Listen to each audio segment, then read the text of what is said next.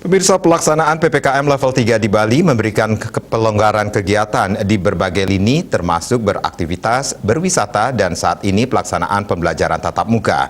Meski demikian, pengetatan disiplin prokes bagi semua masyarakat yang terlibat di dalamnya harus ditingkatkan. Sesuai aturan PPKM level 3 di Bali, tentu berdampak adanya peningkatan mobilitas. Dengan adanya batasan-batasan tersebut, masyarakat diajak perlahan memulai kehidupan normal dengan tetap mengetatkan protokol kesehatan sampai dengan melengkapi diri dengan vaksinasi dalam mendukung pembentukan kekebalan kelompok. Selain itu, saat ini wisata DTW di berbagai daerah secara perlahan sudah mulai dibuka. Namun perlu diingat sinergitas pengetatan dan monitoring pelaksanaan protokol kesehatan, utamanya dari pihak desa adat maupun desa dinas di Bali, harus dikencangkan. Tujuannya tentu menghindari terjadinya peningkatan kasus penularan COVID-19 yang berasal dari klaster-klaster baru akibat mobilitas masyarakat yang semakin meningkat.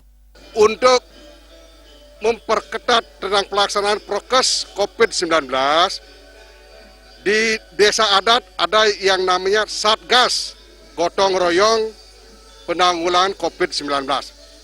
Yang personilnya terdiri dari lurah, benese, pecalang, ansip, kelian-kelian adat, kepala-kepala lingkungan, dan muda-mudi. Nah, ini semua bergerak dari semua lini, sehingga tidak satu pun tidak luput dari informasi, dari edukasi tentang peran dan pentingnya kita memperlakukan 3M itu. Selain itu, masyarakat juga diharapkan mentaati pola hidup bersih dan sehat dengan 6M, yakni memakai masker yang baik dan benar, mencuci tangan, menjaga jarak, menghindari kerumunan, menjaga imun dan mengikuti aturan-aturan terkait COVID-19. Melengkapi diri dengan vaksinasi juga menjadi hal penting untuk dilakukan masyarakat.